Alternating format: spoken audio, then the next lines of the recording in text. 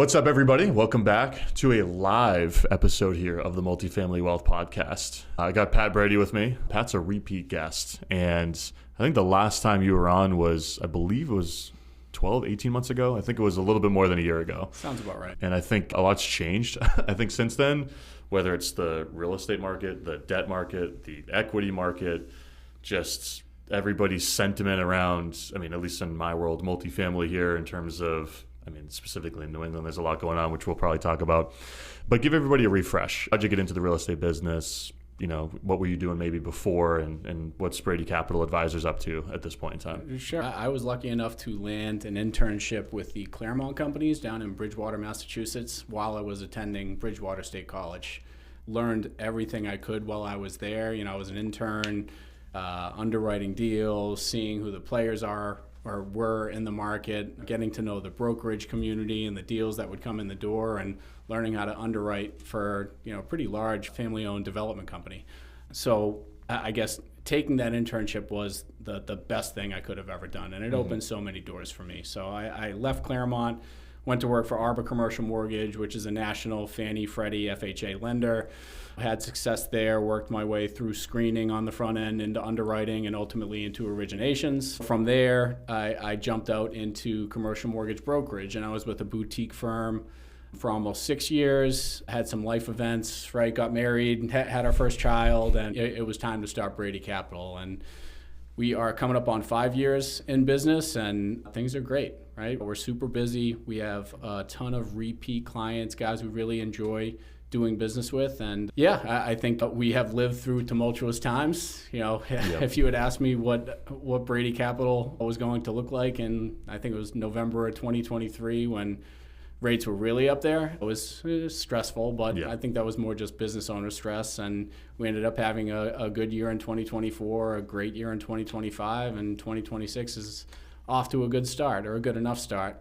Headwinds, wins-wise, the rent control initiative in Massachusetts is kind of in the back of everyone's mind. And I'd say it appears like we're going to have some meaningful support from Governor Healy. And I think she has some educated voters. So if they can get a good understanding of the impact of the legislation, that should hopefully go away and open up the capital markets a bit more in Massachusetts. But as you know, we're super active through New England, and New Hampshire and Rhode Island especially have been really busy hubs for us. Do quite a bit in Maine and Connecticut as well, every so often in Vermont, but I'd say our main focus is New Hampshire, Mass, and Rhode Island. Got it.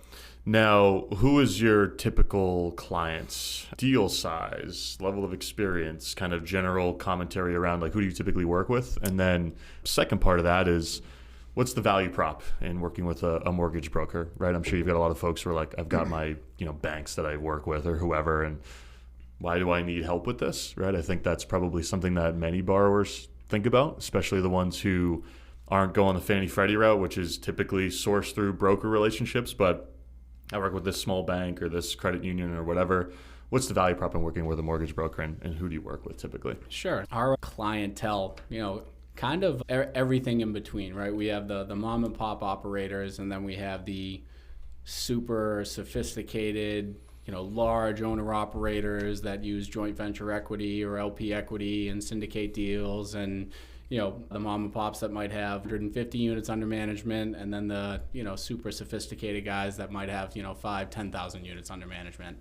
We are at a point where we can kind of be selective as to who we want to onboard as a client, but the value proposition, I guess, does not change throughout, right? I think everyone is capable of sourcing their own debt, and it's not necessarily a question of could you, it's should you, right? I think the value prop for the higher functioning, super busy owner-operator/developer is their time is worth more than the debt origination fees that they're going to pay, right? They should be out chasing the next acquisition. They should be out raising money from the next investor, or forming a partnership with some institution that has some JV equity capital for them to deploy. Debt is beneath them. Yep. The value proposition for the smaller or the mom and pop is, look, you don't know what you don't know, right? And you've been working with the same community bank for the last 5, 7, 10 years, whatever it might be, and yeah, I'm sure it's easy and, the terms are acceptable enough, but how much money are you leaving on the table? What type of prepayment flexibility are you leaving on the table? What type of guarantee structure are you agreeing to? Is it even necessary based on the loan to value? There's a lot that, I've found that there are borrowers that they kind of get Stockholm syndrome. I was talking about it before. It's like, they know what they know. They're fine with what they know, and whatever they might be leaving on the table, like, it is what it is for them. And I think it's until we get in there, have the conversation, let them know what's available in the market, let them know what is commercially reasonable and what they should expect as a borrower. They go, I never really knew that was out there. And so, as far as the in-between, it's a lot of the same conversations, but I'd say closer to this side, the questions that we have is, all right, well, what are the rates? Pat, what are the rates? How are you going to save me money? How are you going to justify your fee? And the questions over on this side is, please just make sure you clear the market, right? I have fiduciary responsibility to my investors. I want to be able to go back to them, let them know we cleared the market. Also, I have these 4 or 5 hot button items that we need to address in our financing request, right? The rate's going to be the rate. I know you're going to go out and find the fastball. It's just as you get up the sophistication ladder, there's other things that are more important to borrowers than, Pat, what are you going to save me from? Can you save me 25 basis points, 50 basis points? Is it only, it's only going to be 20 basis points. All right, now I got to figure out if it's worth hiring you. And those are the type of conversations where, just kind of back away slowly, and, they might come around or might realize that, wait a second, that there's more to this than just rate savings. But that's the conversation that I have on value proposition on this side. Yeah, and I think, I'll add my own 2 cents to that, really, for folks who are listening. I mean, obviously we work together on a bunch of deals, but I think, whether it's you guys or a mortgage broker in general, right? Like, if you are working with a good one, there's a dynamic of, transaction coordination that I think is also very valuable, acting as a go-between between borrower, and deal, and then the lender, helping to solve more nuanced problems that might come up during the transaction process. This thing came up on a phase 1, or there's this random issue that, in your tax return or borrowing docs or whatever it might be. And I think other dynamics too that are important to understand are a lender. This is my opinion, or I guess my assessment of the situation. Maybe it's not actually, correct, but like a lender, whether it's a bank or a credit union or whoever, is more incentivized to do a quote-unquote good job when there's a mortgage broker involved that can bring them more business from other borrowers versus just working directly with, the one borrower. So there's probably more negotiating leverage when the broker's involved. There's probably more of an incentive to work through the problems that might come up when there's a broker involved. There's probably the willingness to maybe drive the best pricing and rates, et cetera, when there's a broker involved versus just you personally being the borrower going out there and sending out your deal to a bunch of lenders or whoever. So I think outside of time savings, we're going to get you the best price. We're going to clear the market. We're just going to really help you assess all of the different options a little bit more thoroughly too, because we're in the market every day. Like, those are some other dynamics too that I think are probably under discussed. I'm glad you brought it up. It's a good segue. I think twice this year so far, and I guess I can take a step back. So, a ton of rate resets going on in 2026. Guys that have fixed rates in the, let's call it the low to mid to even upper 3s in 2021, 5-year fixed rates, and we're looking at rate resets in 2026. Or just a balloon in 2026. So we've seen a lot thus far. We know there's a lot kind of in our portfolio the remainder of the year, but had 2 situations where borrower was getting quoted X from their, we'll call it the incumbent lender, right? And the curiosity is piqued. We get on the phone, we educate the borrower as to what we're seeing in the market. And the solution I propose is, look, let us take it out. Go clear the market. We'll keep your bank involved. They'll know they're in a competitive situation. We're happy to give them, the quote unquote last bite at the apple to see if they can actually, offer the terms that the market is offering. And both of those situations, the incumbent lender showed up. They were high when they bid. We went out, found something, I would say, incredibly better, right? We were talking the spread of like 40 basis points in rate. One of the situations, lender in the market was offering an incredible rate and no prepayment penalties. The incumbent lender wanted to have, a higher rate and, a modest prepay, like a 3-2-1-1-1, right? And at the end of the day, the incumbent didn't want to catch the payoff. It was good business. They wanted to keep it on their books. They matched the deal. We earned our fee, worked through closing, and we still get paid. So I'd say just because you think you're getting a fastball from your existing lender, it's still worth having a conversation. And I've also had very similar interactions where it's like, actually, that's a really good deal. You should take that money and run, right? Yep. So it's not just like, please hire us, let us go clear the market, and we'll come back with what we come back with, and we'll try and make sure your bank can match it. It's like there needs to be a reason for us to endeavor to go find either the rate savings or the prepay flexibility or the non-recourse or whatever it might be that makes the borrower tick on that deal. But those two situations where an incumbent bank sitting there like, oh, this is going to be an easy rewrite, and then they get a phone call and then they see a loan package from us, they know they're in a competitive situation and they have to make the choice. Do they want to be competitive or do they want to catch the payoff? And, that's probably a good segue into, the market in general, right? We've seen spreads come in meaningfully year to date in 2026. And spreads meaning over FHLB. That's the benchmark we use in New England. I'd say more often than not, we're talking about FHLB. Some banks can price over treasuries. Yep. Swaps are still out there. Swaps are really competitive right now, which, it depends on the deal. It can make sense if you're talking about a recap and you're getting all your equity and you're locking in a low enough coupon, whether it's 5 or 5.25 with a swap, right? You start to talk yourself into it. But we also all kind of are of the mindset that we're going to get a new Fed chair in May. Hopefully the conflict in the Middle East can come to some sort of end, and who knows what's going to happen with the bond market. So do I take the swap knowing there might be a surprise to the upside in the not too distant future? But to answer your question directly, most of the time we're talking over FHLB. Yeah. And lenders are getting payoffs, or they're losing these reset opportunities. They're just walking out the door. And there's a lot of banks are sitting on a lot of capital right now to lend. And when they have too much capital and they have to get it on the streets, spreads tend to compress. So it's not every bank that's tightening up their spreads, but the ones that are super active, we used to be you and I would be having a conversation. I'd be like, Axel, we're probably in like that 215 to 250 over range. Yep. And now it's like 160 to 190 range.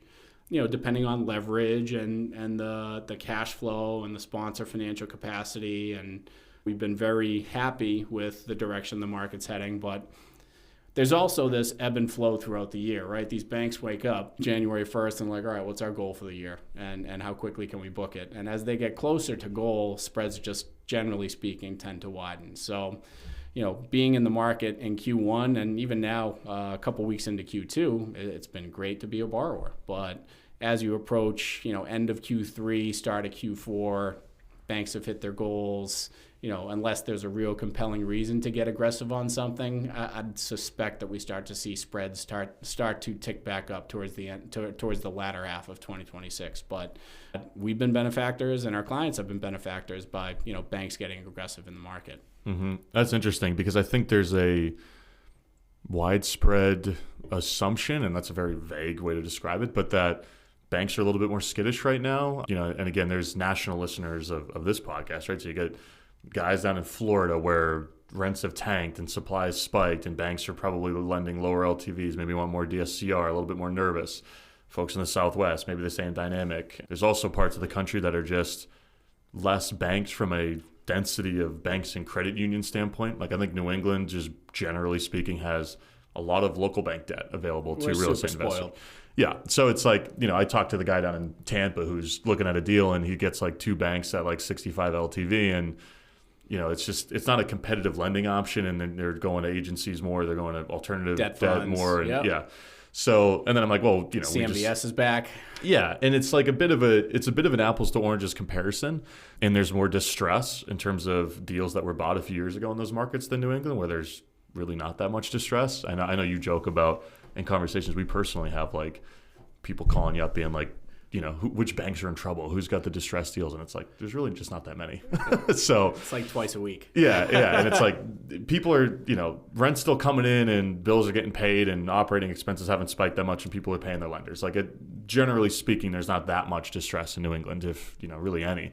So you're talking about spreads tightening. Do you still see, like, from a nominal number of banks? It's a very vague question. Like, the number of banks still, credit unions still interested in lending? Do you think it's a smaller pool of individual banks that are, like, active right now, but those particular banks are tightening their spreads? Or what's, like, that landscape look like? I'd say if we were to survey the market, and again, we're just talking about New England here, but if we were to survey the market, 80% of the market is guns blazing right now. Wow. And the other 20%, they either, perhaps had some office exposure in Boston, or they booked too much construction and they're waiting for those projects to deliver and stabilize before they can, kind of put the foot back on the gas. But yeah, we've been surprised not only with the spreads we've been seeing, but the number of participants, right? So one of those situations I mentioned where we had an incumbent that really wanted the deal, we went out and cleared the market. That lender matrix had 7 different lenders on it. How big was that deal, just generally speaking, maybe for Generally reference? speaking, it was $12 million. Okay. So 8-figure loan we're talking about here. Yeah. And, that's kind of the sweet spot, right? Yeah. Because your typical community bank in New England might have like a house limit of $15 million. So if you're in that 5 to 15 million range, you can tighten up pricing and you're going to have a wide audience. As you get up over, 20, 25, 30, the pool of folks that can bid the deal start to shrink. And now you're talking about maybe pairing 2 community banks together, or, going to the regionals or going to the nationals. So I guess that client was a benefactor of the deal size as well, because now you can open it up wide. Yeah. It's 7 competitive term sheets, and they were all within like 10 basis points of each other. Yeah. And then it just got, talking turkey. This one had prepay. This one didn't. This one wanted a higher commitment fee than this guy. This one wanted a full set of third-party reports, right? Obviously, we need an appraisal and environmental, but this guy wanted a property condition report. There's many different bells and whistles and reasons for folks to make a decision one way or the other. And I think, I guess you had touched on it briefly, and I don't get many opportunities like this. So, yeah, we run a super efficient process, right? Mm-hmm. And we are very hands-on. I know there are other brokers in the market that, they get the term sheet signed, their job is done, and they say, let me know when we're closing, and I'll send out an invoice, right? Yep. We don't leave that to chance. And I think that's why the banks enjoy doing business with us, because we have our hands on the wheel the whole time. We're trying to make the borrowing process hands-free for you, right? Yep. You call me, you say, Pat, I need money, and I call you and say, all right, here's when we're closing. Obviously, there's a little bit that goes into that. We need some deliverables either from you or hopefully your team, right? Working with your CPA, your management company, your attorney, your insurance broker, etc. But we are super hands-on. And I think the other thing, just from a value prop standpoint, to just kind of take it back for a moment, I would say on average we close 75-ish deals per year. On average, we're probably underwriting a couple thousand deals per year. So we have clients that, there's a level of trust, and they bring us in early and they say, look, we're thinking about offering on this property. Can you spin up some debt quotes? We want to see how our returns look like. And we have a full model we put together. You have your rent roll and your underwriting. We have a return summary. We tell you what we think of the deal. You tell us what we might be missing, whether it's rent potential or some other value add that we might have missed. But, we are, sure, a gun for hire going out. We make money doing debt. But I think we add value in that transactional experience we have, that underwriting experience we have. We're acquisitions guys by trade, so we're in the trenches up front. And no, our clients don't win every deal. And that's a ton of effort we put in to continue to keep the relationship and show folks all of the effort we do, knowing that, we're not going to get paid unless this client actually gets awarded the deal and we get in and out of the market, find a lender willing to do the deal at the terms that we had indicated, and go to closing. So I think there's a lot that we do for our customers, and we like to hang our hat on that. Yeah, no, for sure. And yeah, I think these are all the things where it's like, even if you're a guy who lives in Georgia and invests in Georgia, and Pat's not doing, he's not sourcing debt in Georgia, unless you guys are rapidly expanding here and I don't know about it. But it's like, these are the questions you should ask a mortgage broker that you're thinking of working with is, what happens after we sign a term sheet? Like, just open-ended general topics of, tell me about a situation where you ran into a deal that maybe hit a snag. Like what was the solution there? Because I think that is part of the value prop as a borrower. Like, the way I view it is the immediate financial implications of clearing the market. That is, obviously you can assign a value to it, but it's the other stuff too, where it's like, I know that this VP of lending at X bank is generally a problem-solving type of guy or gal. They do escrow. They'll put some money in escrow when there's like a little phase one issue. And it's like, well, if you were the borrower directly speaking with that bank on a new deal, maybe you wouldn't have thought to propose that type of solution. Like the random crap like that especially comes up in the early 1900s, old multifamily nonsense that we decide to buy in New England. That's, a little different than, like, we're dealing with those problems a little bit more frequently than the guy who buys a 2010 built, Class A building where there's not that much that can go wrong physically from an asset standpoint, in relation to actually underwriting the loan and all of that. So that's all stuff out of left field. But what I want to mention that's a little bit more of an evergreen topic for everyone too is, like, how can a borrower be a good borrower, fundamentally speaking? You work with a bunch of different borrowers, probably some who are new, experienced, in the middle, all different, the whole spectrum here as you've described. Like, what separates an easy client to work with within your business, but then also in relation to, like, a good borrower for the actual lender that they end up working with throughout the transaction process? I think, it's going to sound cliche, but a good borrower is just over the top forthcoming, right? Mm-hmm. Here's what's going on. Here's what we need to work through. It's nice when they have a back office of folks or a team of folks that can, help usher deliverables along. Yep. You can tell when a developer needs to hire based on, how quickly they can turn around information. But I think transparency above all. And look, we hang our hat on transparency with the lenders, right? And mm-hmm. We're super thorough. We're super thorough up front, so there are no surprises on the back end. There are issues that we might need to work through, but, that's what I'm here for. Storytelling is like we excel at the art of telling a story. Here's an issue. Here's how we plan to mitigate it. Here's why we don't think it impacts the decision you're about to make. Now, If there's an issue that cannot be worked through, it's probably a giant problem that would preclude a borrower from even wanting to purchase a property in the first place. Yep. And if it's an issue where you may have purchased a property and had someone else finance it, and you didn't order a phase one because you wanted to save a couple bucks, and you just had the bank order a transaction database screen, and now you're trying to refinance it, and the bank that has the best rate is going to require a phase one, and then something pops in the phase one. It's like, there are problems I can't make go away. Yeah. But at the end of the day, if there's honesty and transparency up front, we're going to have a good relationship. Yep. Other things that borrowers might want to keep in mind, like, bookkeeping. What's going on there? If yeah. You're doing it yourself, then, and we're working together, I need to understand why, right? Either mm-hmm. hire a third-party subcontractor. If you're self-managing and you don't have the bandwidth to do the books, how many units do you have? What would adding a part-time bookkeeper do to your bottom line? Is it life-changing, right? But I'd say for the most part, we're spoiled in that sense where our clients either, have a really good bookkeeper or have an entire team, right? Yeah. With a controller and a number of property level accountants. But having clean books, it just makes you present that much better. Yeah. Well, what else? What else makes a borrower a good borrower? Probably lack of emotional volatility is something that you probably like. Yeah, I wasn't going to touch on it, but now that you bring it up, I think, I'm not going to sit here and pretend that the commercial borrowing process is like the easiest thing in the world, and it's like getting a massage, right? It can be uncomfortable at times, and I think we do a good job managing expectations, and goes to the intangibles, right? We'll present the lender matrix, and I'll have a client or a new client, and they'll say, Pat, great job. I can't believe you got this rate.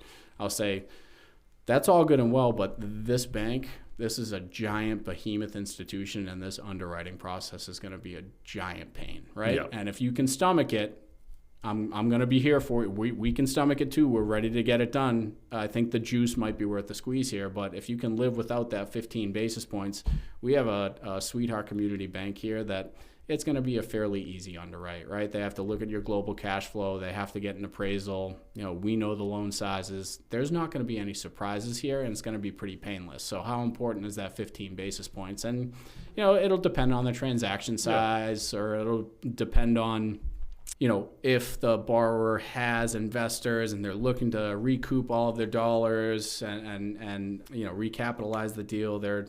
They really need this rate to make sure that they can hit the leverage that they desire. So, we also, that there's personality fits, right? And sure, some borrowers might run hotter than others. Yeah. And, there's a bunch of lenders on the matrix, and, I know this guy's cool hand Luke, nothing rattles him. And, even any sort of emotional roller coaster they might have, roller coaster is a strong word, but you get what I'm saying. Yeah. That they have no problem dealing with a borrower that might run hot, whereas this guy, he doesn't put up with any nonsense, and he might have the better deal, but there's a bit of a give and take in this relationship, and there's a professional courtesy that's expected. So it's not an issue that we run into often, but I'd be lying if I said I never had a client like fly off the handle, look at something, be like, what the hell is this? And I think, trying to temper expectations and, be as unemotional as possible, and borrowing is good advice, but, easy for me to say. Yeah. I mean, the numbers get pretty big pretty quick, and I think at the end of the day, I can't remember who said this. I think it was like a real estate broker. Maybe I read it online. I don't even remember. But somebody, when describing the role of a real estate broker in a transaction, which is not too different than a mortgage broker, just, different process, is the broker's job is, part of their job is to absorb the emotional volatility of the deal versus add to it. And it's a very simplistic way of describing, that's part of, the benefit of having somebody involved is taking a second to actually interpret maybe some of the feedback or comments on a deal or what might have come up. And it's easy to get a little, just to get reactive throughout the process. Whether you're selling a property, sourcing, financing, whatever you're doing, because again, we're talking big dollars here on a regular basis.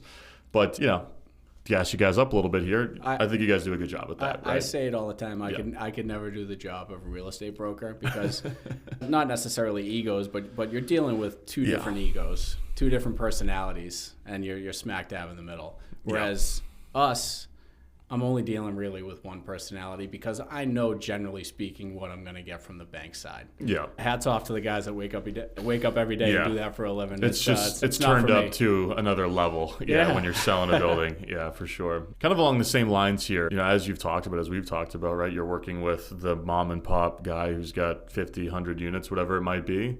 Maybe they've got no bookkeeping, or they've got that part-time bookkeeper, and they're building their team, they're growing. And then on the other side of the spectrum, 5,000 units, full team, integrated management, construction, all that, right? Two very different types of investors, both in terms of experience, but I would imagine in their approach to investing and how they think about the business and how they work with you guys and all of the other intangibles that happen between going from the 50 to the 5,000. I think people would be interested in hearing your perception or your couple high-level bullet points, comments on what separates the two in terms of kind of the big themes of maybe how they think about the business, approach the business, spend their time, et cetera. I think there's a little bit of drive that goes into it. Yep. And perhaps some, whether it's their favorite podcast or their favorite self-help book, right? You ever read the book 10X is easier than 2X, right? There's guys that kind of buy into how am I going to grow this or who, not how, right? Mm-hmm. And it really comes down to drive, right? You can have 100 units, make a good living, be super present at home, and have your affairs in order and be fine with that. But I think the guys that that get to the 5,000 units or whatever it might be. You know, it's definitely drive. They understand what they're capable of. They know what they're good at. Now they need to build the team around them and subcontract the functions around them that they don't necessarily want to bring in-house, right? My greatest fear, and I kind of say this tongue-in-cheek, is, you know, the guy that's got 5,000 units, he's going to wake up one day and say, we should probably take mortgage brokerage in-house. Yeah. Which is hire a couple of guys and send them out. Yeah. Give them a high five and say, you know, it was a fun ride, man. Congratulations. But it's fun. We have had some of that happen, and then they still end up calling us back anyways to be like, all right, I think we're missing the mark here on something. But I really think that's it at the end of the day. Fundamentally is just that drive and entrepreneurial spirit. And, you know, we're only here so long, and I know what I'm capable of building, so I'm going to go out and build it. Yeah. And, I mean, you mentioned the 10X is easier than 2X. Is that a Ben Hardy book? Is that who wrote that one? Yeah. Dr. Benjamin and Hardy. He was the Who Not How guy too, and right? Dan Sullivan, yeah. Yeah. I think they wrote 3 books together. Yeah, Who Not How is really good. But fundamental concept through line between a lot of those books and tons of business growth books is like better leveraging your time, focusing on what drives the business, et cetera, X, Y, and Z. But at the end of the day, as you mentioned, there's a lot of folks who are like, I'm not really interested in running a 30-person business, right? And that, if you like the deal side of it and you want to go talk to the sellers and, you know, negotiate terms and all of this, well, you start to lose that at, you know, not entirely, but you lose that as the business grows and you are hiring people to run those functions of the business. And at the end of the day, it's a bit of a different, you know, personality type, goal, all that stuff, right? Not everyone who owns 100 units is wired in the right way or even wants to be the guy who owns, 5,000. No, and yeah, and that's which is fine. Yeah. Who's happier? Yeah, and that's and that's an interesting part of that. That's a longer conversation. Yeah, that's what I ask myself in the mirror when I'm like, do you really want to buy thousands of units? I'm like, oh no, it's a pretty good thing we got going on now. But all right, we'd be remiss if we didn't talk about AI at some point, especially in a business like yours where lots of repetitive functions, where we're executing pitch decks, underwriting deals, we're sending them out, we're managing relationships. Like, there's a lot of use cases, I'm sure, in your business or I should say a lot of processes, systems, et cetera, that can be optimized with AI. So let's talk high level tools, processes that you're improving or, replacing maybe human involvement in. What's kind of top of mind recently for you? Sure. I'll be honest. We are all in on Claude right now. As is really everybody. I guess with the exception, right? We do not use the co-work, like the desktop function. Mm-hmm. Just proprietary data, right? We have that's the big thing with you guys, right? Tax returns, you have a lot of personal financial statements, liquidity statements, account numbers, bank accounts, you name it, at our fingertips. So we only use Claude in the browser, and we only ever, put deal level information with property address redlined, whatever it might be, into Claude for raw data entry, right? We're still underwriting deals, but we're picking up a lot of time as it relates to the data entry into an Excel workbook or the data entry into a PowerPoint presentation that's going to go out to the market, or the data entry of term sheets, for example, right? Mm-hmm. Putting together our lender matrix. It used to be sit down, open up term sheet, open up Excel workbook, and punch in a bunch of information. So, we've eliminated a lot of mundane in our lives or in the work week, and it's allowed existing personnel to go out and actually start generate some revenue and provide better service and think about what else we might be able to do to add value to our clients. So I think Claude has been great. We're super careful about it, but where there's non-proprietary stuff, where there's a mundane task, we've been able to deploy Claude. And it's funny, I had a conversation with a colleague of mine maybe a year ago and told him I definitely have some growth plans in mind, but it's got to be the right growth, right? If I'm going to bring in another originator, for example, or someone with a book, it'd have to be the right fit. But let's say we were to do it and continue to grow the company. A guy I was talking to was like, well, how many employees are you going to have? And do you really want to manage 10 people, 15 people, 20 people? And it was a question that kind of, punched me in the face. I was like, yeah, that's a lot of problems to deal with. Yeah. But now I feel like with the existing team that we have, we could probably be handling 3 or 4x the volume and not have to onboard. I don't know what that says about the prospect, the job market, and we don't need to touch on, the bear sentiment that might be there, but I think, it's been super helpful. We're definitely leaning into it. We're definitely picking up time, and, I'd encourage a lot of people to be using Claude right now. Just caveat being that there is some hallucinating that occurs, and it's certainly getting better by the week, but it's a trust but verify, and if it's a mundane task, we still have to review it before it goes anywhere. So there's still that layer of trust but verify that we have. So yeah, the analogy that we use in our business, whether it's the aligned real estate partners, go find deals, go raise money business, or Blue Door Living, the management company, is like, the metaphor is, when you're using it, you're basically, you're the architect. It's giving you the plans, but you still got to rubber stamp the plans before you send them out. Because yes, there are still errors. It's not perfect. I think, and the other components of how we think about it too is, when we think about, our org chart in the business, it's like, we know if we want to go from, maybe the management company, 800 units under management to 2,000, like, these are the individuals we add to the org chart as, based on how other management companies have grown. And it's kind of circling them or highlighting one, going, maybe we either supplement who we already have, and then, we're combining 2 jobs, 2 assistant property managers into one, or it's an X and then there's some type of, AI thing, bot, agent, process, whatever, that takes that over. And it's like, I think that's the good, mental frame for thinking about it, with all of the caveats that you mentioned, right? It's, if you're in the real estate business and you're working with investors as a sponsor and you're raising money and you're dealing with sensitive information in that respect, or, as you're describing, if you're on the brokerage side and you're looking at personal financial statements and you've got all this intel, like, that's the dark side of this whole adoption curve that I think most people don't talk about is, you put it on your desktop, you give it access to your email and your files. Like, there's a lot of stuff that can happen downstream from that. Yep. And I'm somebody where I use Claude Cowork in our business because there are good use cases for it, but it's an old MacBook I had that I factory reset with literally no files on it. Doesn't have access to my email, but it has access to, we use information Shared database drive. called Notion and Google Drive, but we select what it accesses within that. And we're giving it, little by little permission increases to get a little bit more out of it. But that's still very much concern number one, which is funny. I mean, it's like, if you're an LP or you're a guy working with a mortgage broker or a real estate broker and you're sending social security numbers, it's like you should ask it. It seems like a big question to ask, but it's like, it is an important topic for everybody that's, working with folks that are just unleashing these tools on their computer and their email and everything they have, which is a little frightening. It is frightening, and our cyber insurance costs just continue to rise year over year.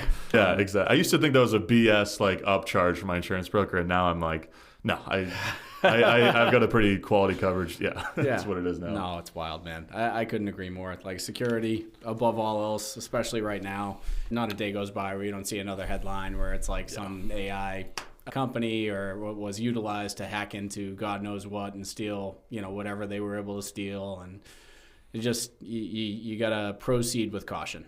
Yeah, for sure. We've got a few minutes left, and I want to get your take on state of New England real estate, right? Sure. You live in Mass, you're from Mass. I would assume the bulk of your client base is Mass-based, but you're working with guys in New Hampshire like me, you're working with people up in Maine, down in Rhode Island.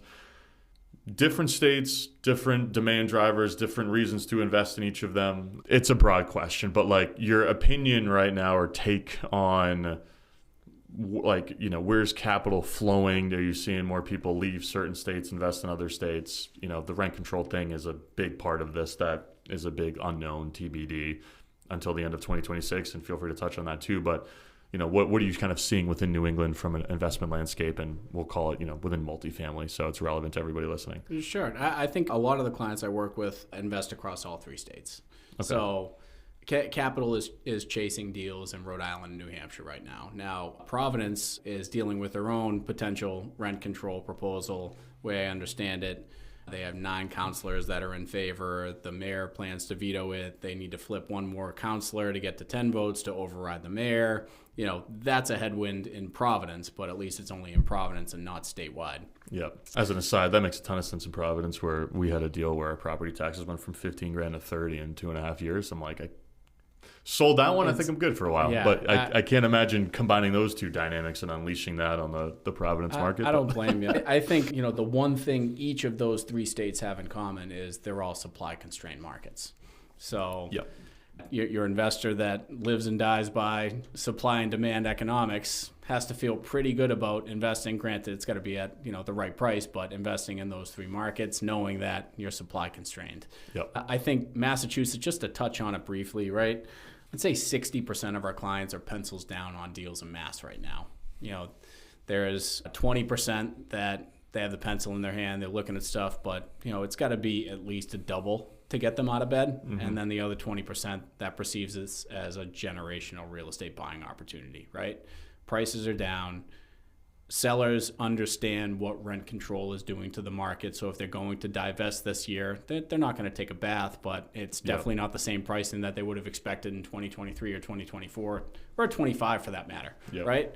And rent control kind of is the dark cloud. And it's a 60-40 issue. It's kind of teasing in the right direction. I think it was like 63-37. It's moving in the right direction, but it's basically a 60-40 issue. Mm-hmm. And it was just after Christmas, Governor Healy came out and kind of threw water on the fire and talked about how bad this was going to be for Massachusetts. I have it on pretty good authority, assuming that the Supreme Judicial Court does not rule the current proposal is unconstitutional in June, and it does indeed go to the ballot, mm-hmm. that Governor Healy is going to be on the front lines, helping hey guys, this is not great. Housing for Mass, stave off rent control. Yeah. So I think there are very smart people. There was Tufts research put together that said it was going to cost the state, I think it was $300 billion over the next 10 years. It's so bad in so many different ways. And we don't necessarily get into the nuance because I know it's a wider audience that we have here. But just to kind of touch on Mass briefly, but we're super busy in Mass right now. And I think, as far as getting just a tiny bit into the weeds there, it's like, how are banks looking at this? Yeah. And, I think the deals where you're talking value add, but your rent lift is like 40, 50, 60% on the in-place rent roll. Those deals are tough to finance right now. I can imagine. If there's 20 or 30% rent lift, all right, so now we can put together a 5 or a 7-year cash flow. Let's just say we're going to be capped at 2.5% rent increases. What does that DSCR look like in year 5, assuming rent control gets enacted? It's calculated risk that these banks are taking on acquisitions, but if it's a deep value add with a ton of upside in rents, tough for a buyer to get out of bed for it. Mm-hmm. Tough for a bank to get out of bed for it. Like, there has to be a really compelling reason, whether it's basis or the leverage, right? The buyer feels super comfortable about the basis. They want the asset. It's right down the street from all of their other assets. They don't care if they only get 50% LTV, right? They're going to figure out how to make it work. But again, that's really only 20% of the clientele going after those deals. New Hampshire is, I don't know, everyone's oyster right now. Yeah. And maybe I'm going to quickly interrupt too and Please. just, frame the question maybe in a slightly different way, which is, let's make the optimistic assumption that rent control doesn't pass in Mass, mm-hmm. and it goes it seems to be that's going to be the case. Let's say that is the case. Now is it November when they're voting on it? November would be the vote. Yep. So let's say, now we're in November, it's tabled for now, I guess, in Mass, and it doesn't pass. Do you see any, what dynamics do you see, I guess, and maybe this is what you saw last year before all this came to be. Were you noticing any changing, kind of demand drivers and investor appetite in Mass, New Hampshire, Maine, Rhode Island, outside of the rent control as well, and that, that's maybe only just poured some gas on the fire? I think everyone wanted New Hampshire to begin with, right? Business-friendly climate. Population growth is there. Demand drivers are there. You have the Seacoast. You have Manchester. You have Concord. You have the Lakes region, right? There's a lot to desire about New Hampshire. And, we've just found more and more investors saying, all right, well, let's divest some of the Mass holdings and get more exposure up in New Hampshire. And another supply-constrained market where, mm-hmm.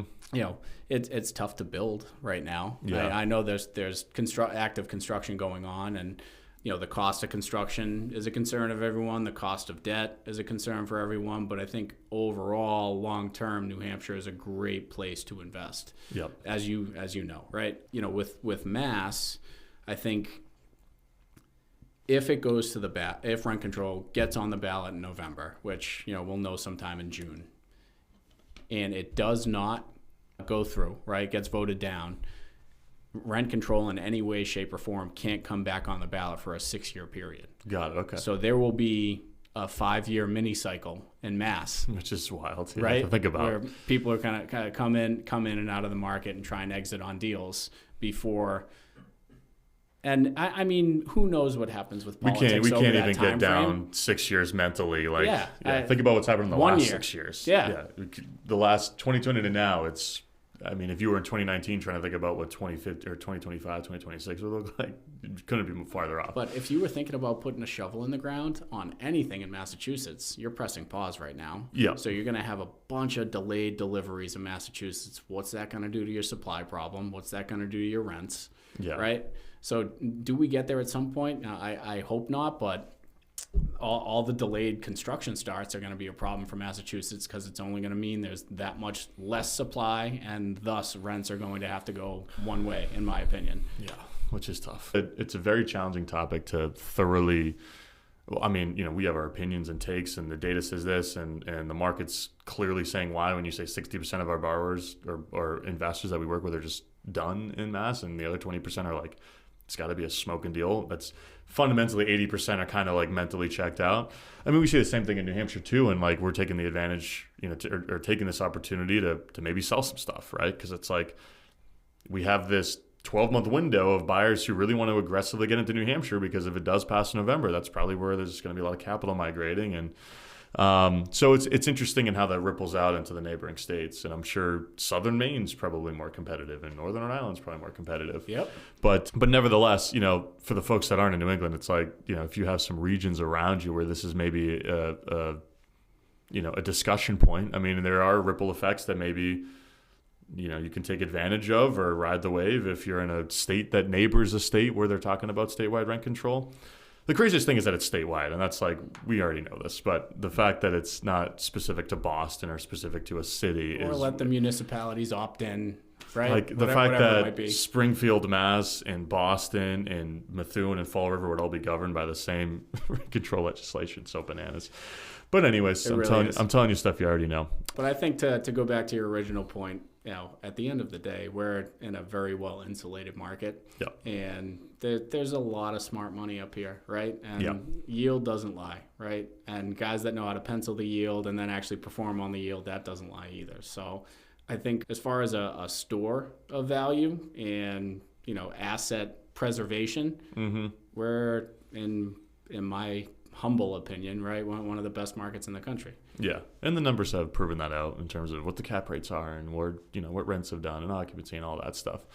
Cool, man. This has been great. Appreciate you taking the time. I can't thank you enough for having me on, man. Fun. Where can folks learn more about you, reach out to you, get in touch with you, all that fun stuff? Oh, what's our website again? www.bradycapitaladvisors.com. And you can definitely just reach out in the contact forms there, shoot us an email. Happy to be a resource for folks, and always like talking real estate. So anytime. Absolutely. Yeah, if you're in New England, reach out to Pat and his team. We'll put all that stuff in the show notes. And highly recommend, if you're a New England investor who's got a deal of some size and you want to get in front of some banks and other types of lenders too. Like we talked a lot about banks and credit unions, but you guys work with other lenders as well. We most certainly do. Yep. For just to make sure that it's said, but certainly reach out to Pat. So thanks again, man. Appreciate the time. You're the best, Axel. I appreciate it. Awesome.